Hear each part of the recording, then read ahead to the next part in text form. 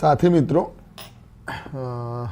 માનવ શરીર અને જે નિર્જીવ ચીજો વચ્ચેનો તફાવત શું છે અને આપણી તંદુરસ્તી માટે આપણે કેટલી કેર કરવી જોઈએ એનો એક એક્ઝામ્પલ શેર કરીએ છીએ. આજે સવારે દિવસની શરૂઆત થતાં જ ગાડીની અંદર સેલ ના વાગ્યો. બરાબર, સેલ ના વાગવાથી અમને એવો ડાઉટ લાગ્યો કે ગેસ તો ફૂલ છે પણ પેટ્રોલ કદાચ લાસ્ટ પર બતાવે છે, એટલે આપણે 1-2 લીટર પહેલાં પેટ્રોલ પૂર્યું, પછી એ ના વાગ્યું. પછી આજુબાજુના મિત્રોએ ધક્કો મારીને ચાલુ કરી ગાડી આપણે. પછી સીધું જ બેટરીવાળા જોડે અમે ગયા, બેટરીનું જે વર્કશોપ હોય છે ત્યાં. એટલે ઓળખીતા હતા એટલે ડિટેલમાં પૂછ્યું કે બેટરીનું લાઈફ સાઇકલ કેટલી હોય એમ. તો 2.5 વર્ષથી 3 વર્ષ કીધી એમ મેક્સિમમ. એમાં પાછો ડિફરન્ટ કીધું કે પેટ્રોલ પર, પ્યોર પેટ્રોલ પર ગાડી ચાલતી હોય તો એની લાઈફ છે 6 મહિના વધી જાય, અને ગેસ પર ચાલતી હોય મેક્સિમમ તો એની 6 મહિના લાઈફ ઓછી હોય. તો આપણે ખાલી આ એટલે શેર કરવામાં આવે છે કે આપણે વિચારવું છે કે બેટરીની લાઈફ જો ગાડીની અંદર પૂરવાના ફ્યુઅલથી ચેન્જ થતી હોય, 6 મહિના લાઈફ ઓછી થઈ જતી હોય ગેસના લીધે. સેમ એવી જ રીતે મિત્રો ખાલી થિંક અબાઉટ જવાનું છે કે આપણું એક શરીર છે, શરીરની અંદર અમૂલ્ય પાર્ટ્સ છે, એની અંદર એક વખત માની લો કે ખોરાક એ આપણું પેટ્રોલ છે. હવે કેવો ખોરાક? 2 ખોરાક હોય. કારની અંદર 2 ટાઈપના ખોરાક છે જેને ચાલવા માટે અને એની તાકાત માટે. એક ગેસ છે ને એક પેટ્રોલ છે, અને એક ઇલેક્ટ્રિક પણ છે.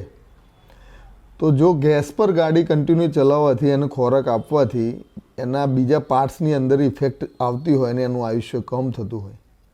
અને માનવ શરીરની અંદર જો આપણે ચાલુ જે નાસ્તા હોય છે, હેલ્ધી ફૂડ ના હોય અને એક ન્યુટ્રિશનલ ફેક્ટવાળું ફૂડ હોય, ઓર્ગેનિક ફૂડ હોય, નેચરલ ફૂડ હોય, અને એક ચાલુ ફૂડ હોય આપણું, અથવા તો હેલ્ધી ખાવાનું ના લેતા હોય, પૂરતી ઊંઘ ના લેતા હોય, અને રેસ્ટ ના આપતા હોય, અથવા તો ખોરાકની અંદર ફરક હોય, જેમ કે પડીકા ખાવા, બીજું બધું એક્સેટ્રા. તો એનું ડિફરન્સ શું? તો આપણી લાઈફ સાઇકલ પર ડિફરન્સ પડે. લાઈફ સાઇકલ ઓછી થવાથી ઇસ્યુ નથી. કદાચ આજકાલ માને કે ચલો 5-10 વર્ષ ઓછું જોઈએ, શું ફરક પડે, પણ એન્જોય કરીએ. પણ એન્જોય કરવાની સાથે સાથે બોડીના પાર્ટ્સ બ્રેકડાઉનમાં જાય તો તમારા એન્જોયનો મૂડ ખરાબ થઈ જાય. તો કહેવાનું તાત્પર્ય એ છે અને તથ્ય એ નીકળ્યું છે કે આપણે કારની બેટરી બદલી શકીએ છીએ, અને નિર્જીવ ચીજ છે. ચલો 3 વર્ષની જગ્યાએ 2.5 વર્ષે, 2 વર્ષે બદલી નાખશું, એમાં કંઈ ફરક નહીં પડે. એ પાર્ટ્સ બગડવાથી આપણી કદાચ બહુ તો 5-10 મિનિટનું મૂડ ઓફ થાય કે ભાઈ ચલો 4-5 હજારની બેટરી આવી કે ખર્ચો થયો, અને નિર્જીવ ચીજ છે, નવી નાખો એટલે હતું એમને એમ ચાલવા માંડે. પણ મિત્રો એટલું યાદ રાખવું છે આપણે કે માનવ શરીરના જે પાર્ટ્સ છે, ઓર્ગન્સ છે, એની અંદર આવું નથી હોતું એમ. એ નિર્જીવ નથી. એ આપણું બોન ટાઈપનું જે રીતે બર્થથી મળેલું જે ઓરિજિનલ પાર્ટ્સ એ પ્રમાણે વર્ક કરતું નથી હોતું. આપણે બધા સૌ જાણીએ જ છીએ. તો આ ડિફરન્ટને આપણે નલિફાઈ કર્યા પછી આપણે નક્કી કરી શકતા નથી કે આપણા શરીરને કેવું પેટ્રોલ આપવું, કેવું ગેસ આપવું.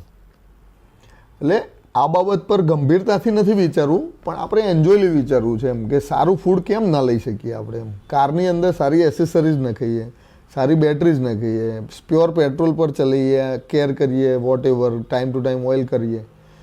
એ જ રીતે આપણા શરીરની સંભાળ માટે જે અમૂલ્ય છે, અને ફરીથી નવું નાખવાથી કોઈ એવી રીતે ચાલતું નથી, બહુ બધી મિસ્ટેક્સ ઊભી થતી હોય છે. તો આપણે ક્રોનિક ડિસીઝના આપણા બોડીના જે અમૂલ્ય ઓર્ગેન્સ જે છે એને સાચવવા માટે આપણે કેવો ખોરાક આપીશું આજે જ નક્કી કરીએ અને ચર્ચા કરીએ. ગૌવિશ્વમાં પધારીએ, ડિસ્કસ કરો, તમે એના વિશે ડિટેલમાં જાઓ અને અમારી સ્ટોરની મુલાકાત કરો, અમારી ચેનલને સબસ્ક્રાઈબ કરો. સ્વસ્થ ઘર અને સ્વસ્થ કુટુંબનો સાથી એટલે જ ગૌવિશ્વમ. જય ગૌ માતા.